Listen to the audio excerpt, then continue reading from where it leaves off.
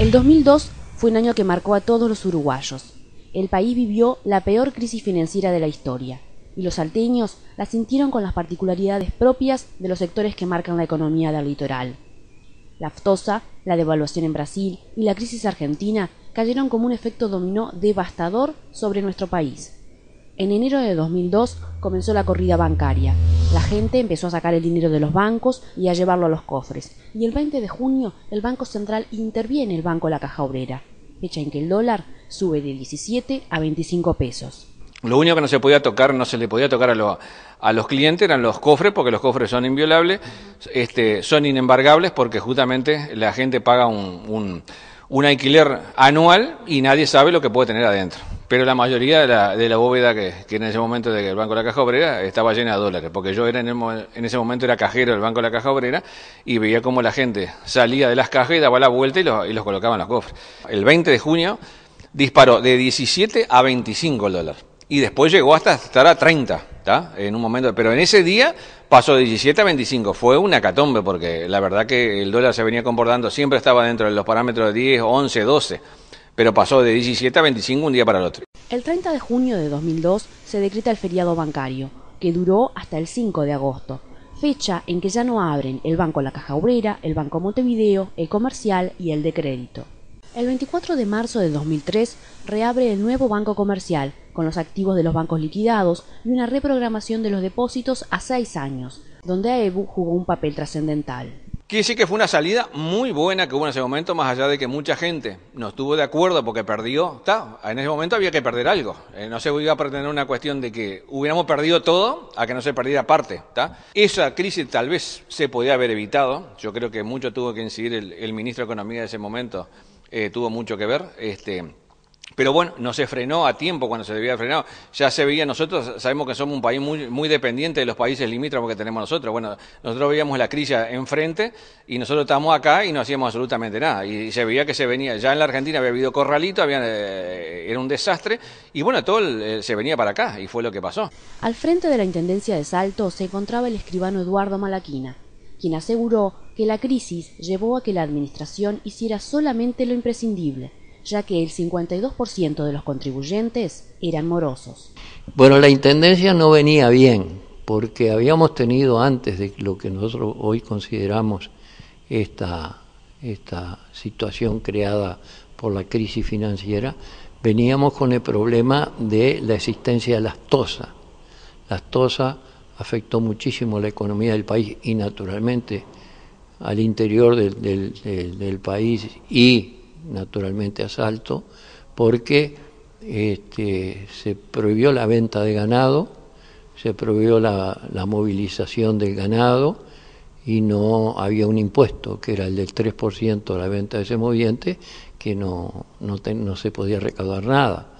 Por otro lado, los propios productores fundamentalmente estaban en una crisis financiera porque tenían totalmente paralizadas sus ventas y todo eso había arrastrado a la Intendencia a una situación muy difícil. El 52% de los contribuyentes no podían pagar sus impuestos.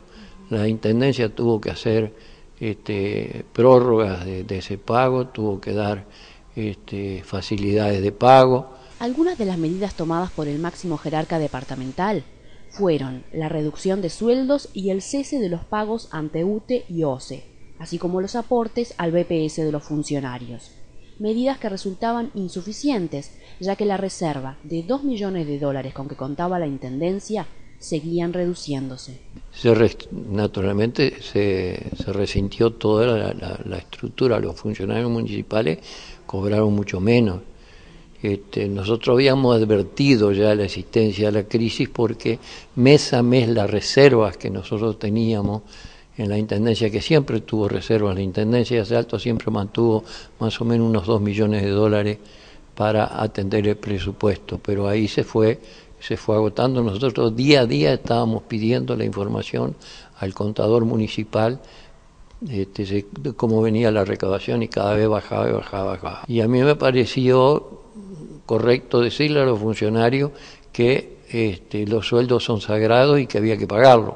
había que hacer restricciones, detención horaria, qué sé yo, bajar los costos, pero siempre que el funcionario llegara a fin de mes y pudiera atender sus obligaciones, sobre todo con el comercio y con lo que significaba para ellos. El sector empresarial también vivió esta crisis como un caos total, en todos los rubros, desde los pequeños comerciantes hasta los más grandes. Y las medidas que se tomaron involucraron a todos los trabajadores. Y fue una crisis total, un caos total.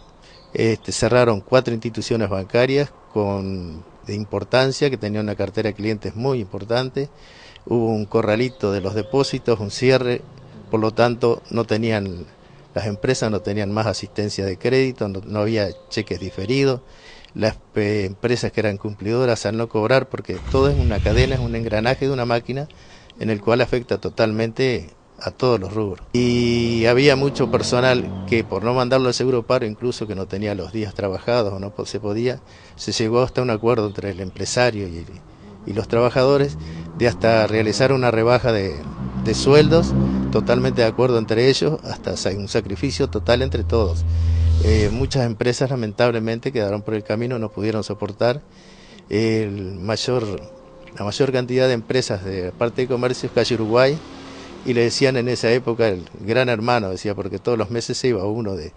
Para Miguel Herrea, director del centro comercial desde el año 2001 al 2007, la crisis del 2002 dejó muchas secuelas, con una recuperación que llevó más de 5 años y además trajo problemas familiares y de salud.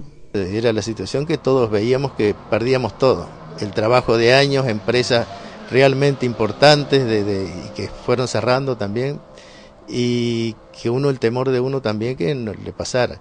El sector de los trabajadores se vio altamente perjudicado, y según datos de la oficina del BPS de Salto, en el mes de noviembre de 2002 se presentaron 1.649 solicitudes de subsidio por desempleo, llegando a pagarse 3.792.000 pesos. Bueno, los trabajadores fue una época de crisis total, no se podía sacar un préstamo, no había un peso en la calle, había un desempleo total. No quisiéramos que nunca más volviera esa época, era huelga por todos lados, era marcha contra marcha, no había solución. La variación monetaria afectó también a los deudores en dólares, y una de las representantes de esta movilización, María Luisa Nogueira, ante la falta de respuesta de todos los sectores políticos, llegó a realizar una huelga de hambre en 3 oportunidades. Perder la vivienda, la única casa, nuestro techo, nuestros sueños, nuestro sacrificio. Ese era el gran temor y lo que le pasó a muchísimos de nuestros compañeros, ¿no? Porque muchos no pudieron salvar su vivienda y fue el motivo de muchas pérdidas de vida, muchas pérdidas de salud, ver incrementada la pobreza, cosa que nosotros lo denunciamos a los políticos y cosa que no encontramos respuestas.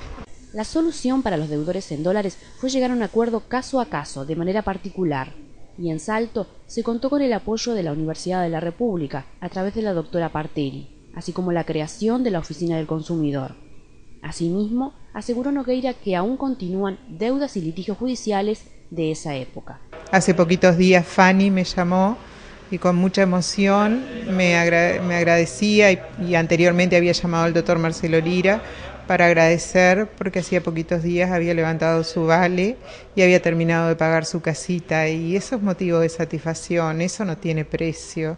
Las movilizaciones llegaron incluso al orden estudiantil, y el 9 de agosto de 2002, en un hecho histórico, 480 estudiantes en asamblea llevaron a cabo la primera ocupación documentada de la Regional Norte de la Universidad de la República, en una ocupación que duró 9 horas. La ocupación duró 9 horas y que fue de alguna manera lo que dio inicio al resto de la huelga general que posteriormente se decretó por parte de la Federación de Estudiantes Universitarios del Uruguay el domingo siguiente a la ocupación que realizamos en la Regional Norte. Además fue histórico porque fue el primer local universitario que se ocupó en la huelga del año 2002. ¿Recuerda lo que fue la crisis del 2002?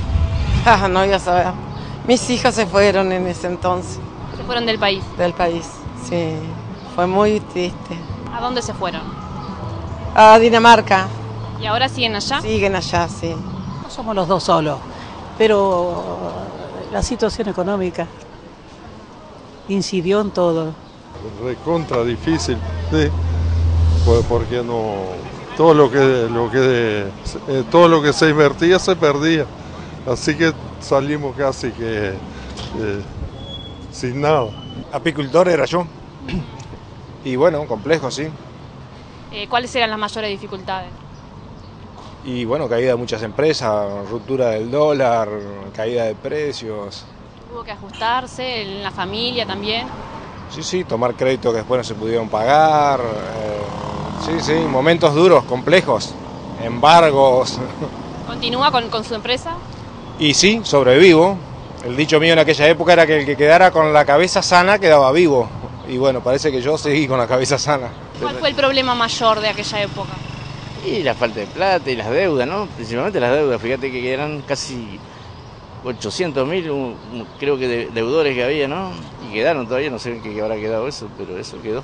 ¿Cuánto habrá costado recuperarse de eso? Y ahora prácticamente nadie habla, o sea que o la perdonaron o quedó en la bolsa, ¿viste?